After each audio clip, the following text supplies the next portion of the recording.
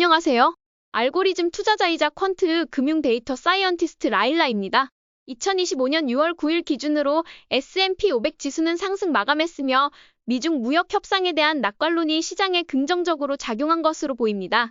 특히 히토류 수출 재개 및 수출 규제 완화를 위한 논의가 계속 진행 중이며 일시적인 관세 인하에 합의한 미국과 중국은 향후 협상 기대감이 커지고 있습니다. 만약 협상이 순조롭게 이어진다면 시장에는 추가적인 상승 여지가 생길 수 있습니다.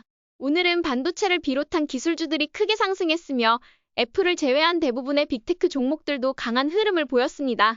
장을 하루씩 살펴보면 모든 주식이 다 함께 상승하지는 않지만 천천히 발맞추기를 하면서 조금씩 우상향하고 있는 모습을 보여주고 있는 상승장 초기의 모습을 보여주고 있습니다.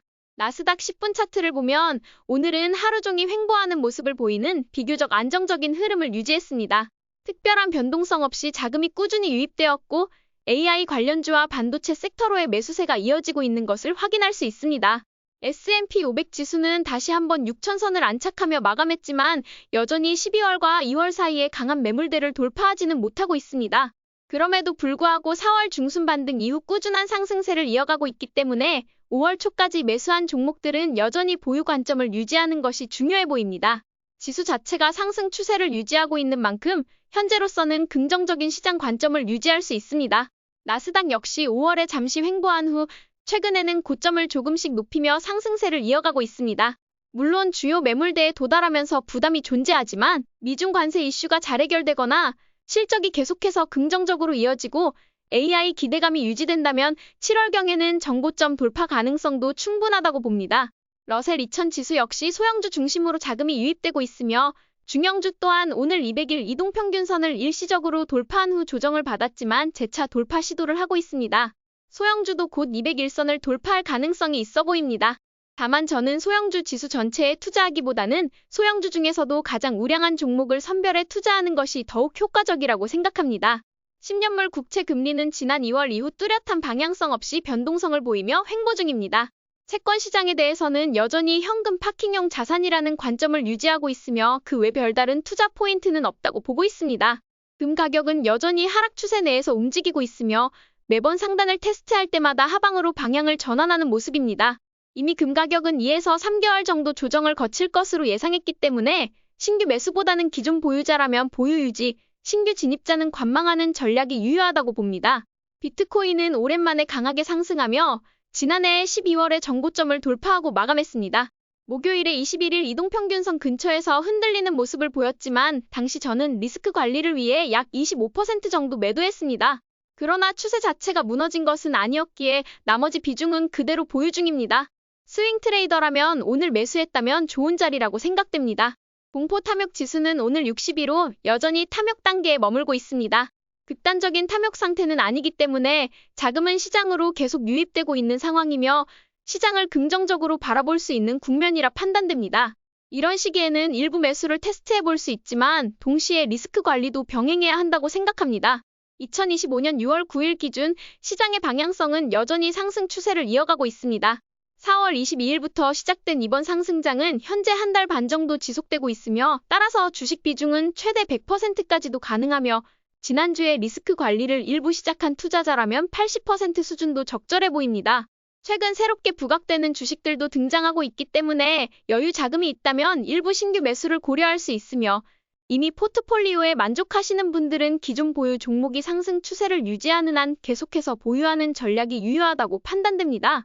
추세 추종은 추세를 유지하는 한 계속해서 예측하지 않고 보유를 유지하는 게 핵심이기 때문에 주도주들이 상승하는 한 보유를 유지하는 것이 매우 적절해 보입니다. 이제 빅테크 친구들을 살펴보도록 하겠습니다. 팔란티어는 지난주 목요일 트레이더들의 심리를 크게 흔든 이후 오늘 다시 한번 상승을 이어갔습니다. 현재 주가는 135달러 정고점 구간을 테스트하려는 흐름을 보이고 있으며 추세 붕괴 조짐이 나타나기 전까지는 보유의 관점이 유효하다고 판단됩니다. 넷플릭스는 오랜만에 1.4% 하락을 보였습니다. 지금까지 너무 달려오기만 했고 상승폭이 컸기 때문에 이는 자연스러운 쉬어감이라고 볼 수 있습니다.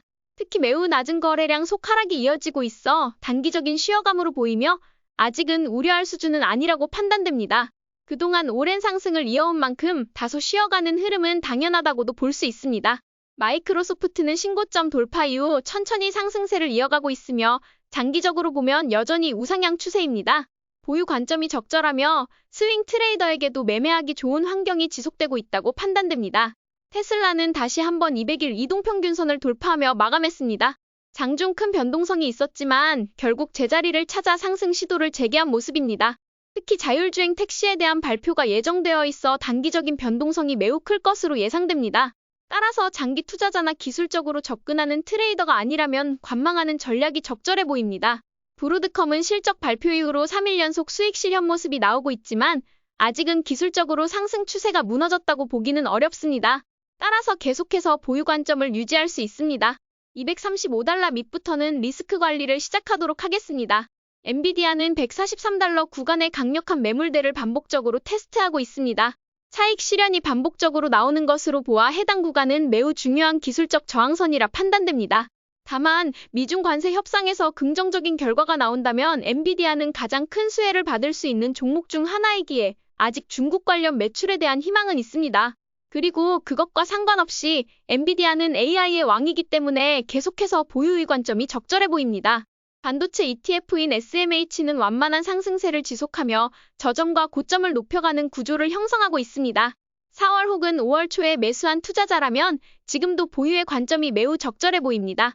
소프트웨어 섹터 역시 컵 위드 핸들 패턴을 만들며 상승 중이고 올해 신고점 돌파를 시도할 것으로 예상됩니다.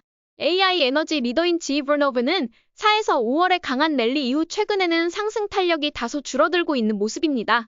트레이딩 실력이 뛰어난 투자자라면 일부 차익 실현을 통해 기회비용을 극대화할 수 있겠지만 그렇지 않다면 주도주를 꾸준히 보유하는 전략도 유효하다고 판단됩니다. 원자력 리더인 오클로는 2일 연속 반등하며 전고점 테스트를 시도하고 있습니다.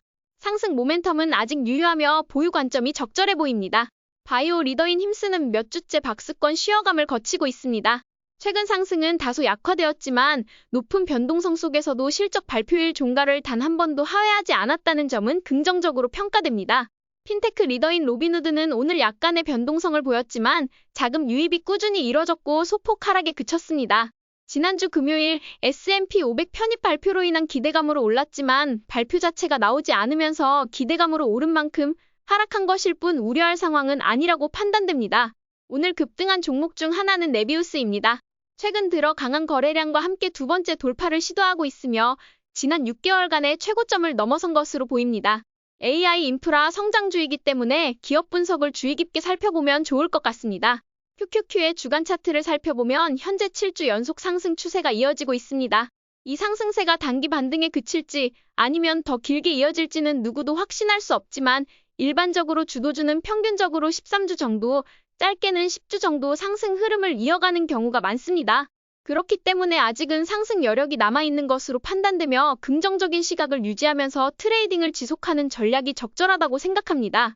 지난 몇 주간 상승을 쉬어갔기 때문에 다시 오를 힘이 있어 보이며 중국과의 협상이 나쁘지만 않더라도 시장은 상승을 이어갈 것으로 보입니다. 그렇기 때문에 우리는 여전히 긍정적인 마인드를 가지고 매수의 기회가 보이는 종목들에 대해 과감하게 접근할 수 있다고 봅니다. 물론 주식이 반드시 더 올라야 한다는 보장은 없지만 지금은 트레이딩 기회를 활용할 수 있는 시장 환경입니다. 지금까지 많이 오른 종목들에 있어서 모멘텀이 살아있는 한 굳이 매도할 필요는 없으며 모멘텀이 꺾이는 시점에 수익 실현을 하는 전략이 더욱 효과적이라고 생각합니다. 이런 장에서는 100%, 200% 넘는 주도주의 수익률이 등장할 수 있기 때문에 계속해서 추세가 이어지는 한 보유의 관점이 적절해 보입니다. 오늘도 저희 전략이 재미있으셨다면 좋아요와 구독 버튼 눌러주세요.